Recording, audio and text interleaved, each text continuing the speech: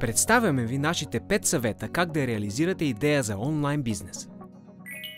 Направете си бизнес план, който да включва идеята ви, целите, таргет аудиторията, анализ на пазара, конкуренцията, оперативен процес на продажби, снабдяване, логистика, персонал, финансов анализ, ценообразуване, продажбена и маркетингова стратегия. Определете срокове за реализиране на плана. Инвестирайте в качествен уебсайт, който да представя вашата идея по възможно най-добрия начин. Той трябва да бъде бърз и интуитивен за клиентите ви. Консултирайте се с специалисти. Сравнете поне няколко оферти, не само ценово, но и като функционалности. Попитайте за предимствата и недостатъците на различните CMS платформи.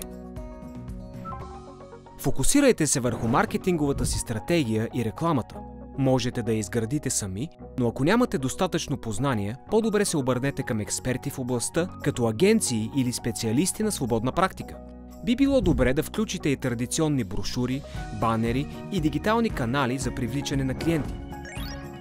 Поддържайте високо качество на обслужване на клиентите на онлайн магазина, за да можете да удовлетворите потребностите им. Това е от съществено значение за успешното развитие на бизнеса ви. Следете продажбите си, поведението на клиентите и пазара. Използвайте тази информация, за да се адаптирате и подобрите стратегията си. Успехът в онлайн бизнеса изисква отдаденост и постоянство, така че инвестирайте времето и усилията си разумно.